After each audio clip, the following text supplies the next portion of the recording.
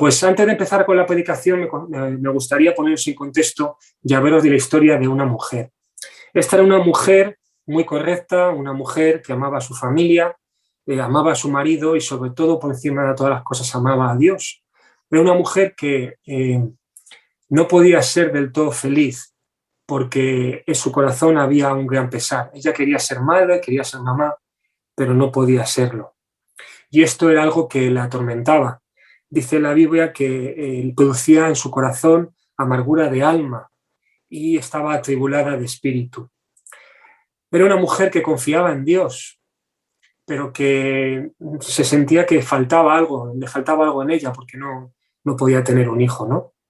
Esta es una historia de una mujer que tiene la historia más de 3.000 años, pero seguro que es una historia que, aunque tenga más de 3.000 años, la podemos trasladar a nuestros tiempos, a nuestra época, ¿no? Seguro que conocemos el caso de alguna mujer que, bueno, que aparentemente pues es feliz, que tiene las cosas que necesita, un buen trabajo, una buena familia, un buen marido, pero que le falta poder tener un hijo y que eso, pues, de alguna manera la entristece, ¿no? No sé si ya sabéis de qué mujer estoy hablando, realmente no voy a hablar de ella, pero necesito hablar de ella para ponerse en el contexto de quién voy a hablar. Esta historia la podéis encontrar en Primera de Samuel, y yo solamente voy a leer el versículo 11 para ponerse en el contexto. Esta mujer se llamaba Ana, y dice el versículo 11 del capítulo 1 de Primera de Samuel, que viendo que ella no podía tener hijos, que no daba a luz y que eso la producía esa amargura de alma y tenía un espíritu atribulado, dice que hizo voto diciendo: Jehová de los ejércitos, si te dignares mirar la aflicción de tu sierva y te acordares de mí, y no te olvidares de tu sierva, sino que dieras a tu sierva un hijo varón, yo lo dedicaré a Jehová todos los días de su vida, y no pasará navaja sobre su cabeza. Esto es lo que nos dice el versículo 11 del capítulo 1 de Primera de Samuel. Lo que nos dice el capítulo a continuación es que Dios se acordó de Ana. Ana dio a luz un niño. Este niño se llamó Samuel, y dice el texto que Ana le puso así porque Dios se acordó de mí.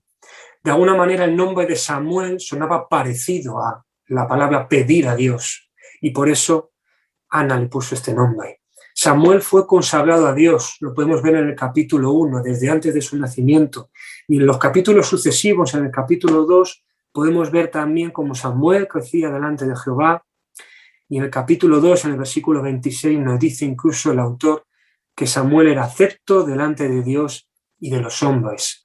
Samuel, una vez que fue destetado, por aquella época serían 3 añitos, entre 3 y 4 añitos, fue llevado al templo y servía allí junto con el sacerdote Elí todos los días.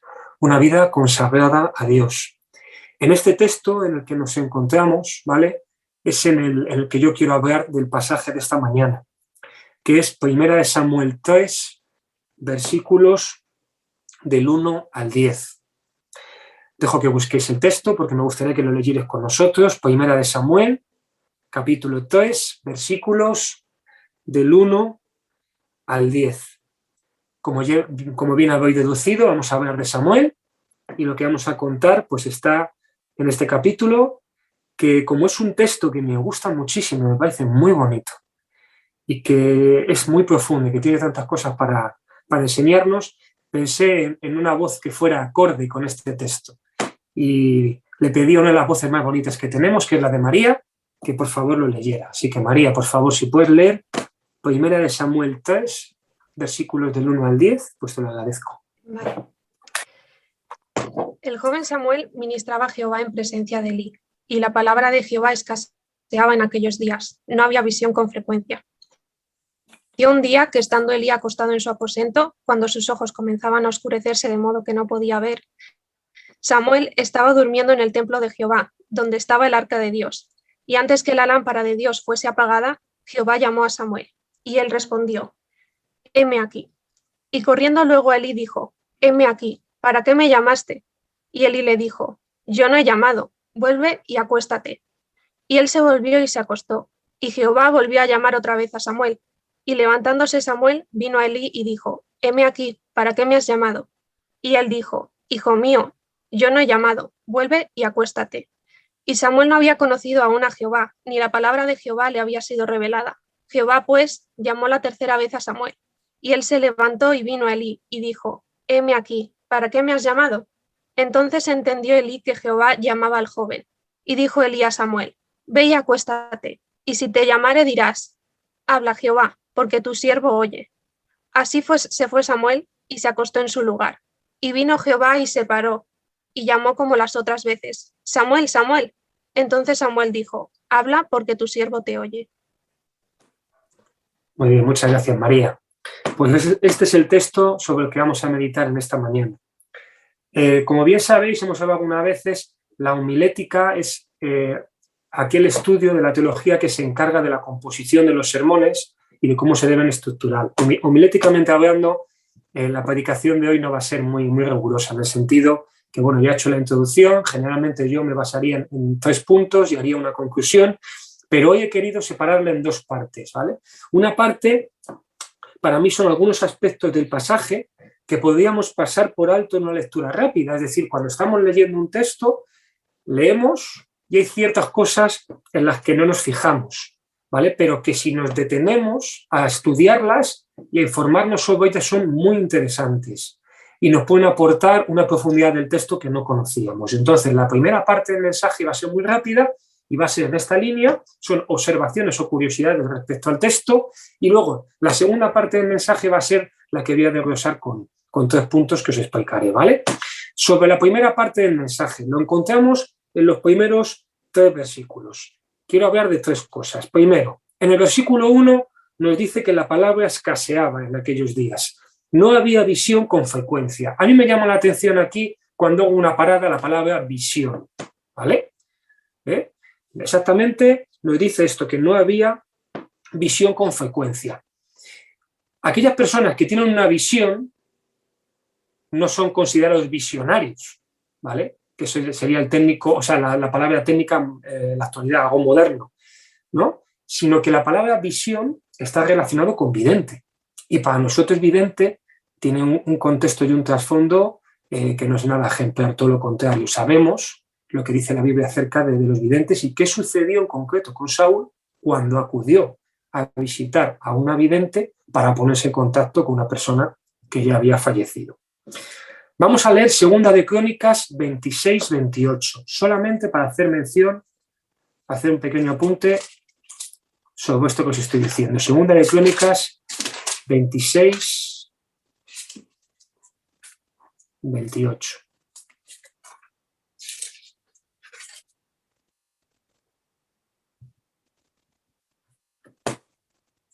Primera de Crónicas.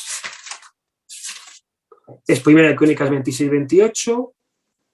Dice así: asimismo, todas las cosas que había consagrado el vidente Samuel.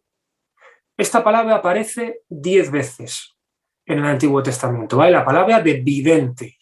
¿Por qué aparece la palabra vidente? Al no tener una palabra escrita, la forma que tenía Dios de manifestarse al pueblo era a través de visiones. Entonces, lo que nos está diciendo el versículo primero es que no había visión en la que Dios tuviera que anunciar algo nuevo al pueblo, dar una nueva orden o una profecía. Era una época en la que había cierta tranquilidad espiritual y en la que Dios estaba manifestando poco. ¿De acuerdo? El versículo 2 nos dice, o sea, la opción que quiero recalcar, o sea, la curiosidad número 2 de este texto es que la palabra escaseaba. Como bien he dicho, era una época en la que Dios no hablaba con frecuencia. Y esto, meditando en ello, nos enseña que Dios puede estar presente, pero puede estar callado. Lo voy a repetir. Esto nos enseña que Dios puede estar presente, porque Dios está siempre presente, pero puede estar callado. El silencio de Dios no debe indicar que no está a nuestro lado, que no está escuchando nuestras oraciones. El silencio de Dios no significa que Él no oiga nuestras oraciones. Él puede estar presente, pero también puede estar callado. Y la curiosidad número 3, que es la que más me gusta a mí, es que el segundo versículo que ha leído María, en 1 Samuel 3,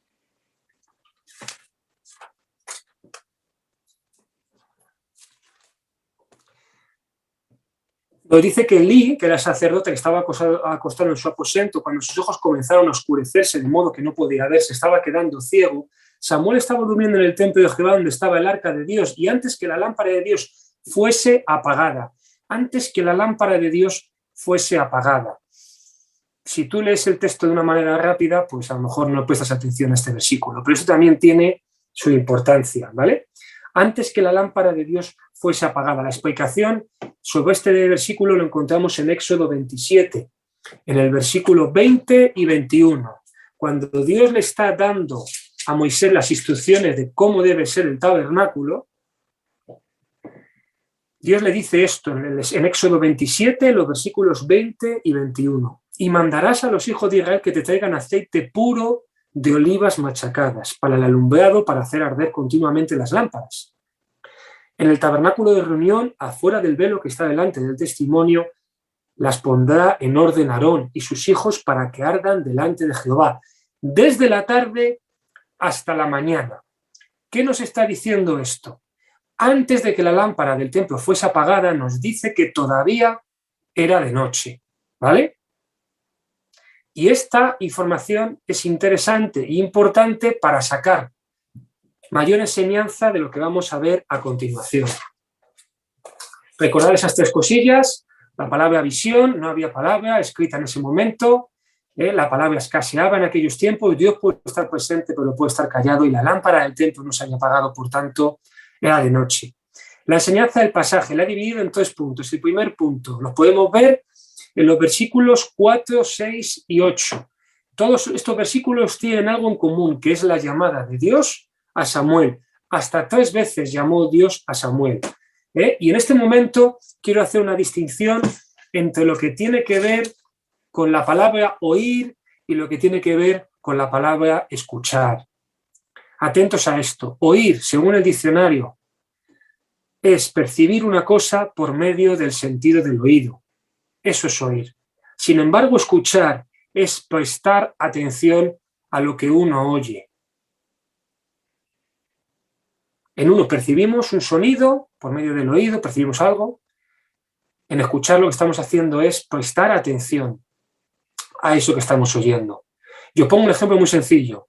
Si yo estoy viendo un partido de baloncesto y mi mujer no está en el salón donde yo estoy viendo el partido de baloncesto, y yo estoy pendiente de la jugada del baloncesto, de cómo hacen los bloqueos, de cómo pasan el tiempo que queda, de cómo va el marcador, y Lidia me llama y me dice algo, yo escucho, o sea, oigo algo de fondo, pero no estoy prestando atención a lo que me está diciendo. Y viene al rato y me dice, te he dicho, y yo te he oído, pero no te he escuchado, porque no estaba prestando atención a lo que me estaba diciendo, porque para escuchar son necesarios ciertos requisitos. Debemos hablar el mismo idioma, porque si no, no vas a poder prestar atención y entender qué te están diciendo. Tener un canal de comunicación limpio, que no haya nada por medio que lo pueda estorbar. No estar sujetos a ningún tipo de distracción, etc. Y quiero llamar vuestra atención sobre esto, porque Samuel oía que le llamaban, pero Samuel no podía escuchar la voz de Dios de forma directa, porque aún no lo conocía. Esto es lo que nos dice el versículo 7 del pasaje que hemos leído. Y Samuel no había conocido aún a Jehová, ni la palabra de Jehová le había sido revelada. Samuel oía que le llamaban, pero él no podía escuchar, no podía identificar quién le estaba llamando, porque aunque el canal era limpio, no conocía al otro interlocutor de esa conversación. Las preguntas para nosotros en este primer punto, como enseñanza de este pasaje, son las siguientes. ¿Cómo podemos escuchar la voz de Dios si estamos preocupados por el trabajo, preocupados por los problemas familiares? ¿Cómo podemos escuchar la voz de Dios si estamos inmersos en nuestras preocupaciones, en nuestras labores, en nuestras tareas? ¿Cómo podemos escuchar la voz de Dios si estamos ocupados en otras cosas, si estamos estresados? Todo eso hace que el canal no esté limpio y que no podamos escuchar la voz de Dios. Es necesario plantearnos esto y parar de vez en cuando para poder escuchar a Dios si nos está llamando y qué nos quiere decir. El segundo punto sobre el que quiero meditar lo podemos encontrar en el versículo 3. Y para mí, este es el punto más bonito de esta predicación y que más me ha impactado a mí. Dice el versículo 3, que Samuel estaba durmiendo en el templo de Jehová, donde estaba el arca de Dios. Me gustaría llamar vuestra atención sobre este versículo y que me acompañarais a leer pues el último pasaje que vamos a leer esta mañana, que está en Éxodo 25, un poquito antes de lo que hemos leído antes en Éxodo 27, Éxodo 25, del 10 al 22. Por favor, acompañarme y leerlo conmigo, porque esto es muy bonito, muy interesante. Nos dice muchísimas cosas de nuestro Dios, como es un Dios creador, es un Dios creativo, un Dios que tiene control sobre todas las cosas, como Él lo tiene todo ordenado y como quiere que hagamos todas las cosas para Él. Éxodo 25, versículos del 10 al 22.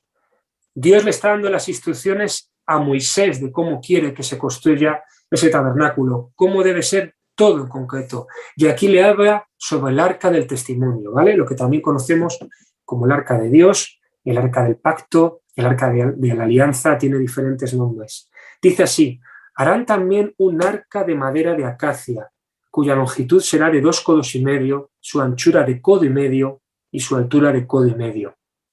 Y la cubrirás de oro puro por dentro y por fuera, y harás sobre ella una cornisa de oro alrededor.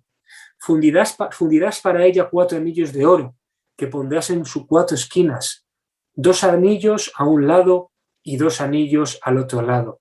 Harás unas varas de madera de acacia, las cuales cubrirás de oro, y meterás las varas por los anillos a los lados del arca, para llevar el arca al otro lado. Las varas quedarán en los anillos del arca, no se quitarán de ella, y pondrás en el arca el testimonio que yo te daré.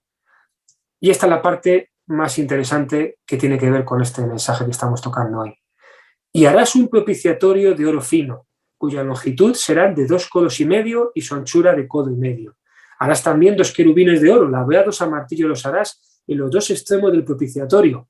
Harás pues un querubín en un extremo y un querubín en el otro extremo. De una pieza con el propiciatorio harás los querubines en sus 2 extremos, y los querubines se extenderán por encima las alas, cubriendo con sus alas el propiciatorio, sus rostros el uno enfrente al otro, mirando al propiciatorio los restos de los querubines. Y pondrás el propiciatorio encima del arca, y en el arca pondrás el testimonio que yo te daré. Versículo final. Y de allí me declararé a ti, y hablaré contigo sobre el propiciatorio, de entre los 2 querubines que están sobre el arca del testimonio, todo lo que yo te mandare para los hijos de Israel. El arca del testimonio, el arca del pacto, el arca de la alianza, el arca de Dios, era la máxima expresión de la presencia de Dios. Dice el versículo 22 que Dios le dijo a Moisés que él se posaría en el propiciatorio y de allí me declararé a ti y hablaré contigo. Esto me parece espectacular. O sea, se me está poniendo la carne de gallina de pensarlo. Dios mismo, presente, posado, encima del propiciatorio, hablando con Moisés para declararle a él y a los hijos de Israel lo que quería de ellos. El arca tenía un valor incalculable para el pueblo de Dios. Tenemos algunos pasajes en Samuel que nos hablan de lo que suponía el arca. Primera de Samuel 4, 3 y 4 nos habla de que los israelitas, antes de luchar contra los filisteos, tuvieron la idea de traer el arca del pacto de Jehová para que, viendo ellos que el arca estaba con ellos, pudieran obtener la victoria ante sus enemigos, los filisteos. Confiaban en que Dios iba a estar con ellos allí en medio, porque el arca era la máxima expresión de la presencia de Dios. Primera Samuel 5 en adelante nos cuenta lo que sucedió cuando los filisteos robaron el arca y lo pusieron en su templo, junto al templo de su dios Dagón, cómo Dagón cayó la primera noche y cómo la segunda noche, cuando levantaron esa estatua, volvió a caer y tenía la cabeza decapitada y los brazos amputados. Y los filisteos reconocieron que el arca era símbolo de la máxima presencia de Dios y no quisieron tenerla porque nada más que les traía mal. En 1 Samuel 6 vemos cómo los filisteos devuelven el arca. Y en 2 Samuel 6 nos habla de una historia para mí muy impactante, que es como David ordena trasladar el arca a Jerusalén. Y aquí tiene sentido el tema de cómo se meten esas varas a través de las anillas, que no se deben mover, porque esas varas son para trasladar el arca de un sitio a otro. Y lo que sucedió con Uza, hijo de Abinadab, que viendo que el arca, cuando iba por el camino, los bueyes tropezaban y el arca se movía, no sé si con mala intención, yo creo que no, con buena intención, puso su mano sobre el arca para que el arca no se moviera, cosa que a Dios no le agradó y cayó fulminado en el instante. El arca es un tema muy serio. Samuel había crecido en el templo desde que tenía 3 o 4 añitos. Los estudiosos dicen que aquí estaría entre los 12, 13 años cuando esto sucedió. Dormía cerca de donde estaba el arca, que como ya os he dicho en 2 ocasiones, era la máxima expresión de la presencia de Dios. Y aquí es cuando voy a tomar el copyright de mi hermano Vilafranca. Él dice en sus predicaciones de vez en cuando esta frase, este momento, es un momento álgido, como él diría. Por favor, no te olvides de esto. Que vivas cerca de Dios no significa que le conozcas.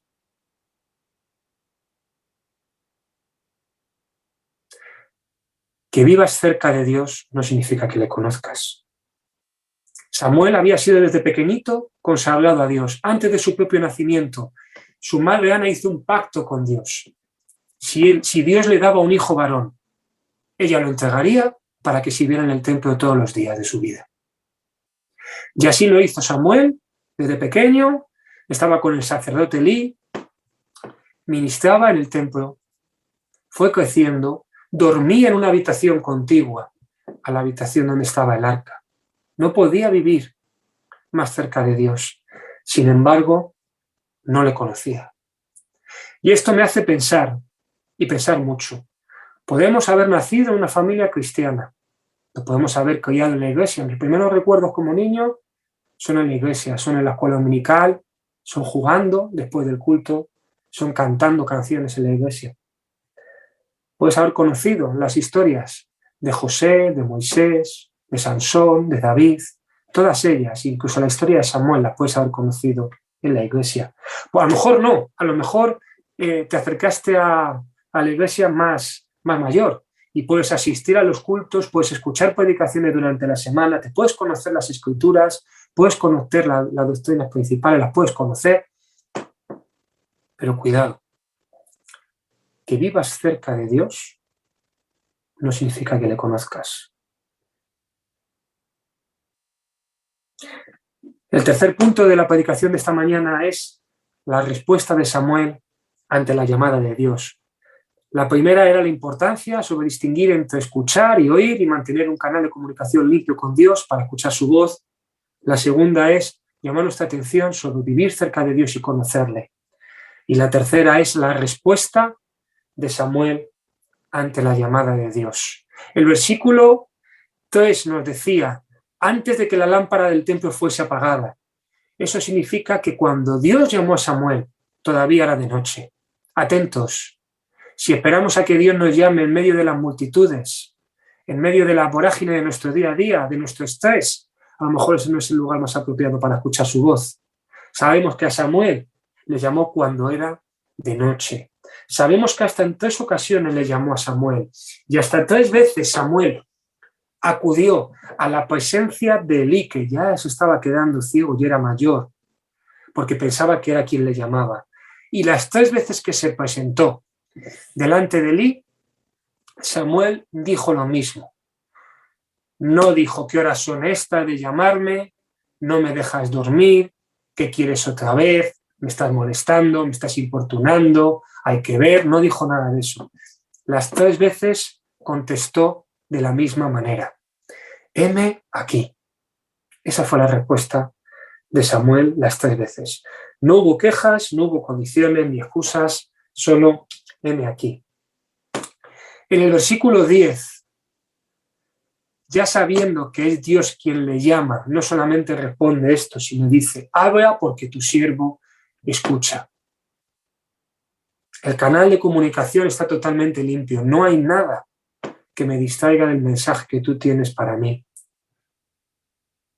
Habla porque tu siervo escucha.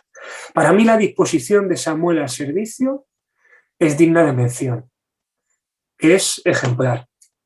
Samuel era un jovencito y algunas veces siempre tomamos como referentes a personas maduras, personas que tienen muchos años de experiencia, pero tenemos ejemplos en la palabra de Dios que son dignos de estudio y también de imitar, como por ejemplo el de Samuel. Su disposición fue inmediata. Antes de su nacimiento fue ofrecido como pacto a Dios, fue consagrado desde muy pequeño, crecía delante de Dios, nos dice en el texto que era acepto delante de él.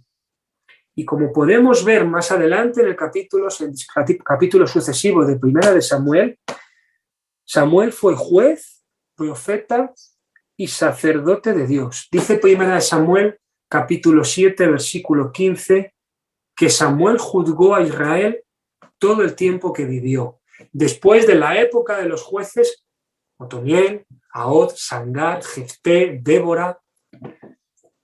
Después de la época de los jueces, Gedeón, vino Samuel y juzgó. Fue el último juez que tuvo Israel. Fue sacerdote, fue profeta, fue el encargado de ungir al primer rey de Israel y también al mejor rey que ha tenido Israel, que fue David. Y aquí es donde yo me hago la pregunta y donde creo que está la enseñanza para nosotros en esta mañana. Igual que Samuel, nuestras vidas también deben ser consagradas a Dios. Reconocemos a Jesús como nuestro Señor y como nuestro Salvador y no entendemos que nuestra vida ya no nos pertenece, que ya no es nuestra. Él nos compró con su sangre. Siempre que hablo de esto me acuerdo de un himno que dice que comprado con sangre de Cristo yo soy. Y dice, lo sé, comprado con sangre yo soy. Nuestra vida no es nuestra, es del Señor Jesús. Hemos cantado Te alabo hoy porque has perdonado mis pecados, por la vida que me das. La siguiente canción decía que tu vida diste ahí y ahora libre soy. Jesús, te adoro por lo que has hecho en mí. ¿Vivimos una vida como la de Samuel, una vida de disposición? ¿La respuesta de a Dios ante su llamada al servicio es una respuesta como la de Samuel? ¿O por el contrario es una respuesta como las otras que he dicho yo? Bueno, pues ahora en ese momento estoy atareado en otras cosas, etcétera, etcétera, etcétera. La pregunta para nosotros en esta mañana, tomando el ejemplo de Samuel y para terminar, sería la siguiente. Cuando oigas la voz de Dios, cuando escuches el mensaje que Él tiene para ti, responderás, heme aquí. Pues que el Señor nos haga meditar en su palabra y que la palabra no solamente more en abundancia en nosotros, sino que también pueda fructificar. Y de lo que nos ha dicho en esta mañana, podamos aprender, obedecerle y crecer en sus caminos. Que el Señor os bendiga, hermanos.